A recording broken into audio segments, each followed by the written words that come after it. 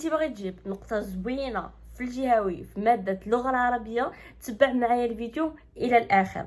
تجربة من وحدة جابت 19.25 في اللغة العربية. سلام كي دايرين؟ لاباس عليكم؟ نتمنى انكم تكونوا بألف خير وبصحة جيدة. مرحبا بكم معايا اليوم فيديو جديد. عارفة راسي تعطلت عليكم بزاف، مبقيتش كنصور لكم بزاف ديال لي فيديو، وكنت موعدكم بزاف ديال الحاجات ومازال ما درتهمش، ولكن راه كونوا متاكدين انني ان شاء الله هذا العام غادي ندير لكم كاع داكشي موعدكم به، غير هي في وقيتات مختلفه. فوق ما غادي نلقى شي وقيت خاوي وممكن نصور لكم فيه، فغادي نصور لكم في الفيديوهات اللي ديجا قلت لكم عليهم. والفيديو ديال اليوم غادي يكون على كيفاش تقدر تجيب مزيان في اللغه العربيه، وهو بزاف ديال لي زاستيوس استعملتها انا وبزاف ديال الحاجات اللي عاونوني بزاف غادي نذكرهم في هذا الفيديو، وغادي نذكر لكم شي حوايجات اللي خاصكم ضروري تكونوا عارفينهم من دابا، ماشي حتى يقرب الجهوي، وشي حوايج غادي تقدروا تطيحوا فيهم من يقرب الجهوي بغيت ننبهكم لهم. مهم هذا الفيديو غادي يكون عامر بزاف ديال المعلومات اللي كنتمنى انه يفيدكم. ما تنساوش الا فاتكم تبارطاجيو مع صحابكم. بلا ما نطول عليكم المقدمه اكثر، خليونا اول حاجه اللي خاصك تكون عارفها وتكون فاهمها مزيان.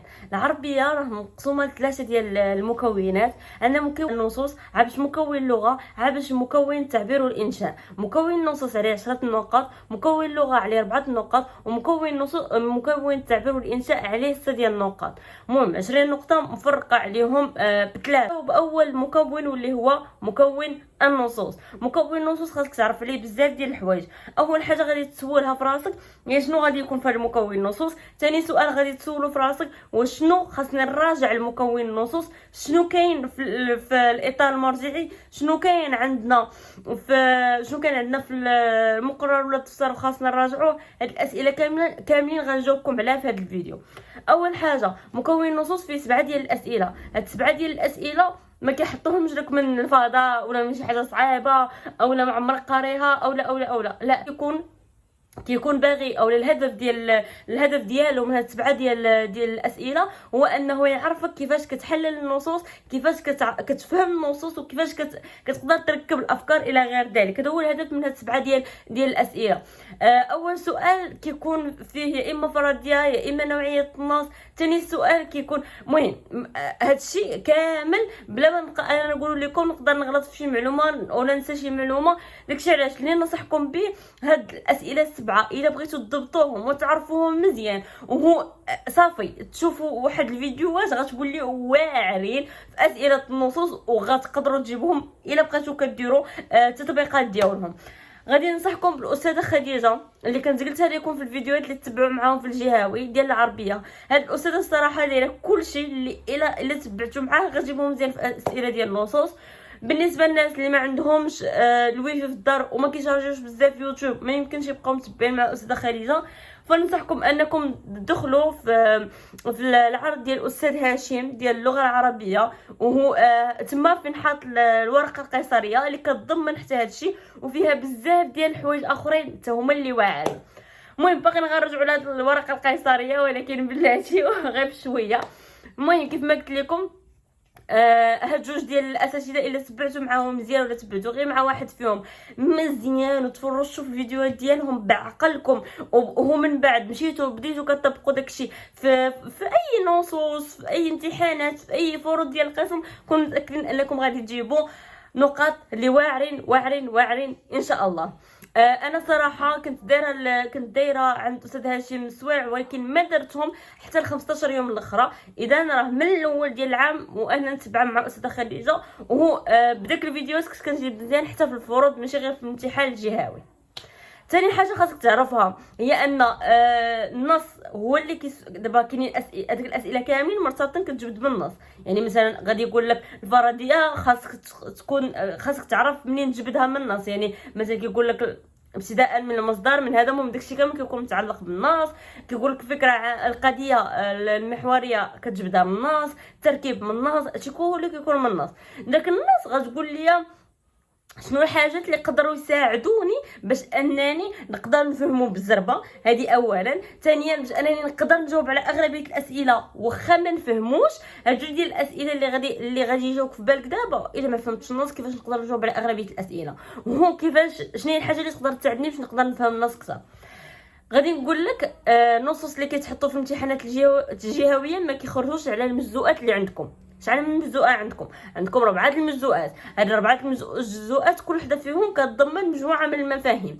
ديك المفاهيم اللي عندكم كنتي واعر في العربيه او لا شويه في العربيه، المهم مزيان ماشي مزيان كاع، ولكن المهم مزيان تقدر تدبر راسك، تقدر تنشا جمل زوينين وداكشي.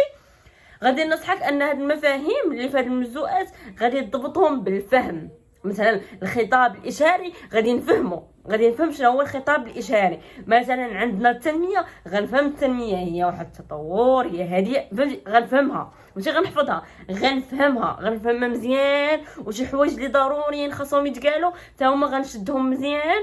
ونهار الوطني نهار الجهوي ونهار الامتحانات غنبقى نكتب باسلوبي الخاص.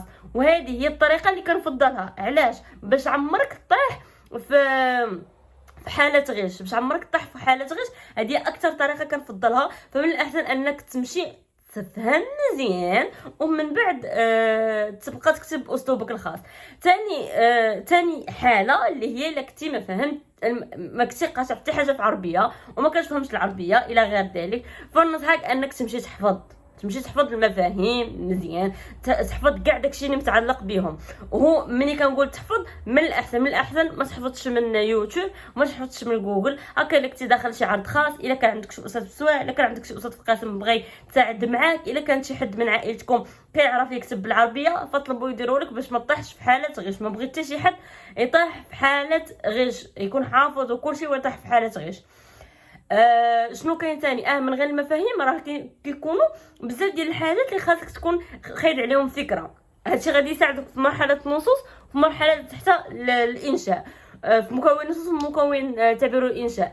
اذا شنو خاصنا نديرو؟ مثلا التنميه غنمشي عند ماما وغنبقى نقول لها ماما شنو بان لك في هذه وهذه وهذه. غنمشي عند صاحبتي وغنبقى نهضر انا وياها على مثلا التنميه، غنهضر انا وياها على بداو تنساو لي المفاهيم اللي كاينين، على التواصل مثلا شنو هما مثلا الانواع ديال التواصل، كيفاش نقدروا نديروا فهمتي يعني شي حوايج غادي يعاونوك. وباقي نرجعوا هاد النقطه، عقلوا معايا عليها حقاش باقي نرجعوا لها صافي. من غير انك تبقى تسول على المواضيع تحفظ هذا، خاصك تضبط المنهجيات اللي ديال هذاك 7 ديال الاسئله اللي خاصك تكون كتخدمهم مزيان، عارف ليهم مزيان، كتعرف دير الفرضيه، كتعرف دير القضيه، كتعرف كتعرف تجبد داك المعجم ديال ماشي المعجم الحقول الدلاليه، كتعرف كتعرف تصايب التركيب حسب النوع ديالو. هادشي كامل اللي كنتي عارفو 10 ديال النقاط ديال النصوص، كون متاكد انهم ديالك، حتى شي حد ما غيحيدهم لك. دابا غادي ندوزو للمرحله الثانيه واللي هي مرحله مكون اللغه. مكون اللغه عندنا واحد الدروس ديال اللغه مثلا بحال المصدر، بحال بزاف ديال الدروس اخرين. هاد الدروس خاصك تكون فاهمهم مزيان. ثاني حاجه اللي خاصك ديرها هي خاصك تمشي تخدم جهوي، ماشي تخدمهم داك الساعه ولكن تاخذ التمارين من الجهويات. هنا فين كنهضروا على الدور ديال كرونو، كنهضروا على الدور ديال 2020، كنهضروا على الدور ديال سيغما. يعني خاصك تمشي تخدم فيهم داك التمارين ديال داك الدروس. ماشي بالضروري غيكونوا هما جامعينهم لكم، لا، غنمشي للامتحانات الجهويه، درت الامتحانات الجهويه نبقى نقلب ونبقى نقرا في مكون اللغه. مثلا بالي شي سؤال فيه المصدر نمشي نخدمو، مثلا بالي عاوتاني سؤال فيه المصدر غنمشي نخدمو، واخا يكون استخرج واخا يكون ركب واخا يكون اي حاجه نمشي نخدمها. دابا غادي المهم هادشي اللي كاين في مكون اللغه باش انك تضبطو. من غير هادشي ما نقدر نقول لك حتى شي حاجه. فهم مزيان الدرس، ضبطو مزيان. شي حويجات خاصك تعقل عليهم طريقه ذكيه، ما تحفظش، عقل عليهم طريقه ذكيه، حقاش الناس اللي كيحفظوا اغلبيه كيتبلوكاو في الوقيته ديال الخلعه. فعقل عليهم طريقه ذكيه وهو بخاتيك. دابا ندوزو لاخر مكون واللي هو مكون التعبير والانشاء. مكون التعبير والانشاء شنو عندكم فيه؟ عندكم فيه المقارنه والاستنتاج. عندكم اول حاجه بعدا نبداو بشويه، عندكم حقاش مقارنه والاستنتاج هي اخر حاجه. عندكم فيه تحليل صوره، عندكم فيه توسيع فكره، عندكم فيه الربط بين الافكار. باش عندكم فيه مقارنه واستنتاج. الربط بين الافكار وتوسيع فكره تقريبا بحال، غير هي الا كان لك الربط بين الافكار تكون اللون مختلف في داك تفكرت بالفرنسي، تفكرت بالعربيه لي كونيكتور لوجيك مثلا، هو الروابط اللي غتربط بهم. روابط لغويه اللي غتربط بهم، فهمتوني؟ يكونوا بالوان مختلفه باش المصحح يفهم انك انت راك فاهم المعنى ديال الربط بين الافكار. توسيع فكره والربط بين الافكار وحتى المقارنه والاستنتاج، هادو بثلاثه شنو كتحتاج فيهم؟ كتحتاج فيهم انك داكشي غنرجعوا للنقطه ديال مكون نصوص. كتحتاج فيهم انك تكون فاهم ضابط حافظ. شوف انت شنو غدير على حسب المستوى ديالك، المفاهيم ديال المجزوءات اللي عندك، حقاش ما غيخرجش لك على المفاهيم اللي عندك. خاصك تكون ضابطهم، مناقشهم مع صحابك، مناقشهم مع عائلتك، مشايف فيديوهات في الانترنت عليهم، عندك واحد الباجاج مذكور فيهم، فهمتوني؟ وعاد خاصك شويه ديال العربيه، حاول مثلا الاغلاط اللي كديرهم تحاول تحسن منهم، شي اغلاط اللي يكونوا بانال حاول تتفاداهم بمره، مثلا التاء مبسوطه في بلاصه التاء مربوطه وداكشي حاول تفاداهم بمره. غنمشيو لتحليل صوره. تحليل صوره شوف سهله زوينه، ما تخلعك من حتى شي حاجه، خاصك غير تبقى اول حاجه تضبط المراحل ديالها، شنو خاصنا نكتبوا فيها، مقدمه شنو كتكون، العرض شنو كيكون، الخاتمه شنو كيكون، وخاصنا نبقاو ندربوا. صراحه كانت قالت لي غير مؤخرا، انا مكنتش كنديرها، ولكن كانت قالت لي صاحبتي غير مؤخرا انها كانت كتستعمل، عرفتوا داك التصاور لي كاريكاتور وقال كيقولوا لهم ما عقلتش المهم اللي كيديروهم هاسبريس، نحط لكم شي تصويره بحالها هنايا، كانت كتستعملهم باش انها تخدم عليهم تحليل الصوره. صراحه فكره زوينه، بغيت حتى هي نقولها لكم. سينو انا كنت كنمشي غير امتحانات جهويه، وفيما بان ليا شي فيما بانت ليا شي تصويره كنمشي حنا كنبقى نكتب. علاش هي كانت كدير بحال هكا؟ حقاش اغلبيه تحليل الصوره ما كيتحطش بارتباط مع المفاهيم، اغلبيه كتحط مع المواضيع، الحويجات اللي يقدروا يتلفوكم في العربيه، تخلعوا فيهم في العربيه الى غير ذلك.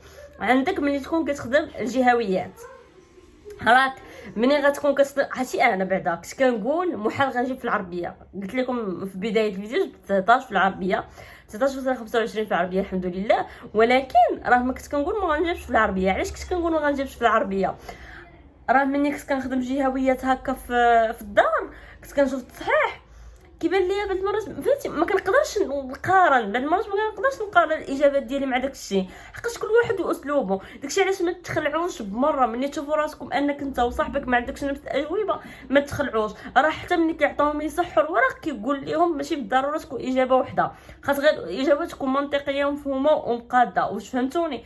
يعني ملي تكونوا كتخدموا جهويات وتقلبوا على التصحيح ما تخلعوش بمره. راه الاساتذه كيحاولوا انهم ما امكن انهم يسهلوا معكم في التصحيح، وراه ديما كيقولوا لهم انك تقبل اي اجابه صحيحه الا كانت منطقيه وداخل النطاق ديال داكشي اللي هما كيهضروا فيه. يعني هذه من اكثر الحوايج اللي كانت ستريساتني ملي قرب الجهوي، وليت كنشوف راسي داكشي اللي كنخدم في مثلا التربيه الاسلاميه كنلقى اجابات بحال الاجتماعيات كنلقى اجابات بحال لا في المقاله لا في المقاله لا في هذا، يعني كنلقى راسي بحال جبت 20 في هذا الفرد و 20 في هذا، فهمتوني؟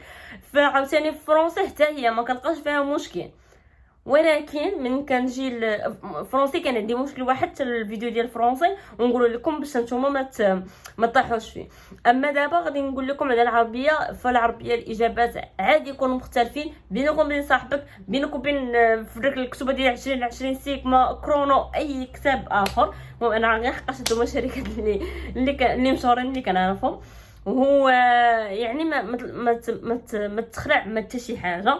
وهو العربيه كتعتمد على انك تخدمها شويه في الدار، تخدمها نيت في الدار، لان هذا الشيء ديال مكون نصوص راه ماشي اي استاذ كيعطيه، وهو بزاف ديال الحاجات اخرين. المهم هادو هما تقريبا اكثر الحوايج اللي خاصكم تعرفوهم. نقدر الا تفكرت شي حاجه نقولها لكم في شي فيديو اخر. نتمنى ربي يعاونكم، الله يسهل عليكم ان شاء الله، تجيبوا نقاط اللي واعرين بزاف. نتلاقاو في فيديو جاي ان شاء الله. خليو لي دي كومونتير زوينين، بارطاجيو الفيديو، ونتلاقاو فيديو جاي ان شاء الله. السلام عليكم، الله يعاونكم.